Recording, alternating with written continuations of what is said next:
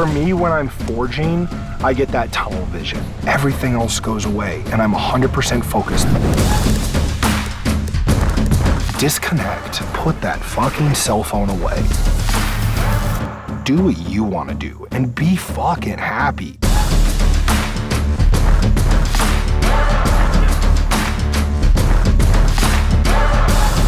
If I'm not in my shop, you can better believe I'm with my wife and kids out here making the best memories possible.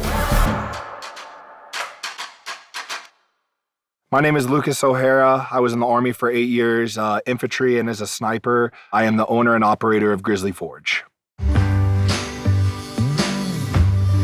I was born in Atlanta, Georgia. I'm one of 6 children. Lived a pretty sheltered life growing up. Didn't know a whole lot about the outside world. It was very difficult for me. I lost my father to a drunk driver in 2001. I was just about to turn 13 years old. So that part where you really needed a father figure and a dad to be there. So when my father passed away, my mom had a hard time keeping up with everything, and I'm the kind of person that needs guidance. I need someone to watch over me. I need someone to say, this is what I expect out of you. This is what you need to get done. And I didn't have that.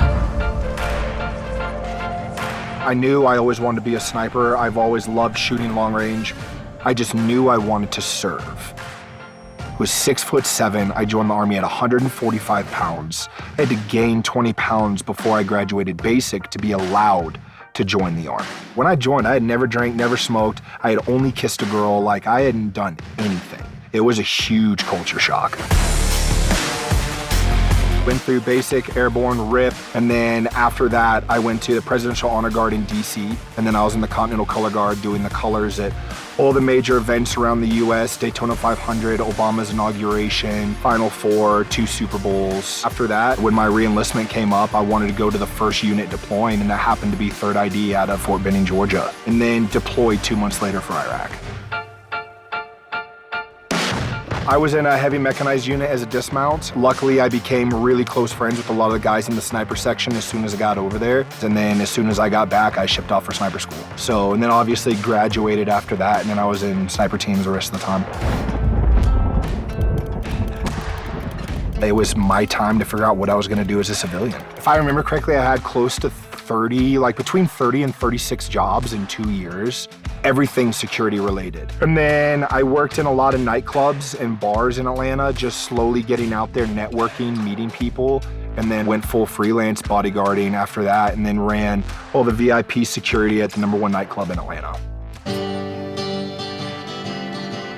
When I had my first daughter, I was contracting, and my wife and I found out we were pregnant, and I went ahead and left that because I knew if I was gonna be a dad, I wanted to be really, really good at it. My time of carrying a gun for a living was coming to an end.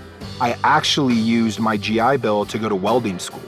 And then I happened to see an ad for a little blacksmithing class in Atlanta. It's $120 to make a knife out of a railroad spike at a really awesome school called Goat and Hammer.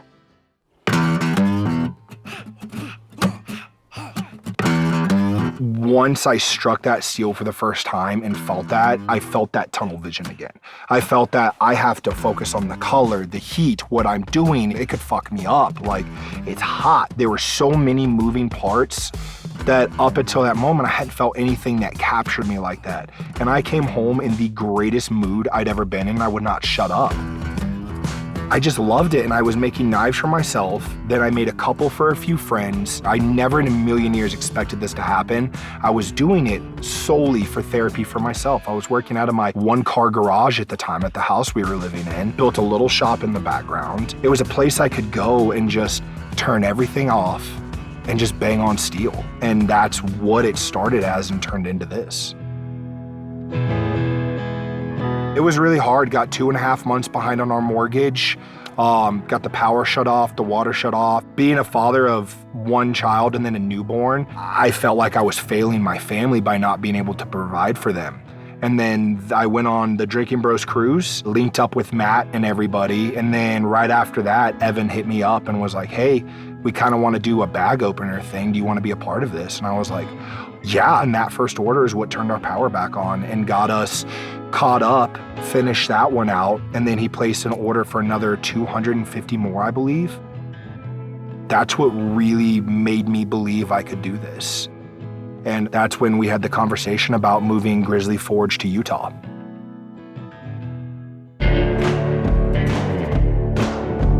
the amazing thing about the relationship with Black Rifle is there's really no ceiling. Working for yourself, especially doing something you love, I never thought I'd get to do this in a million years, and what Evan and a few other people have done for me to give me that opportunity, I now want to do for as many people, especially in blacksmithing, as I can. So highlighting makers, working on collaborations, giving back as much as possible. I bleed on almost every one of my knives because I'm a fucking klutz. And I put so much love and so much work into those, and being able to bring vets in and share that with them.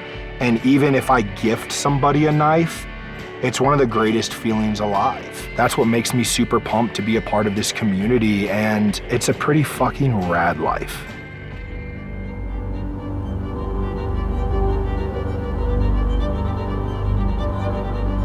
The best memories I have of my father was camping. We camped at least 3 or 4 times a month. My dad had a little pop-up camper, and literally on the back of it, it said, "The O'Hara family, here we go again." I knew I wanted to make those memories. I didn't want to be that dad who worked and tried to make millions of dollars because it's for the kids. In the long run, it's gonna be there. I would rather live a comfortable life and spend as much time as I can making those memories. When I moved out west, I had never shot a bow in my life. And the first time I shot a bow, I was just like, uh-oh. The focus, and a lot of it translates back to being a sniper in a sense of steps. Feet, breathing, back, draw, hand, peep, cocking my elbow. Once I got those steps in, it was game over. Driving, archery, and blacksmithing. Those are the 3 things in my life that when I'm doing those, everything else goes away. All the voices, all the crazy stress of what I have to do on the day-to-day, it all goes away. And I'm just in that moment being happy.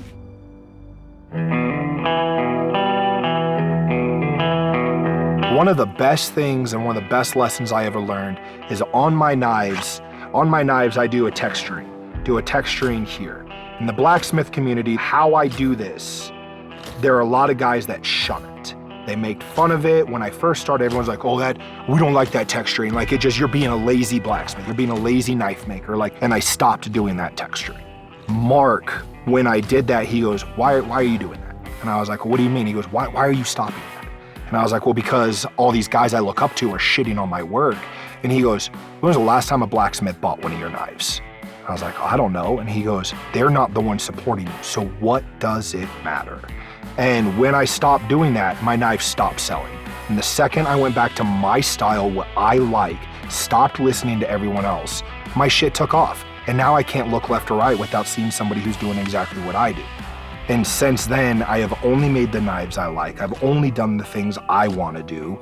And I've been there with my family. And since I've done that, it's just changed everything. And then moving and being a part of Black Rifle, it's something I can't put into words what it's done for my business and my life. We came to fight, we came to win. We lost before, but never again. Back on our grind, you know what it is. Yeah, this is our year. Knock us down once, we got up again. Put in the work, so I know we gon' win. This is for real, we never pretend.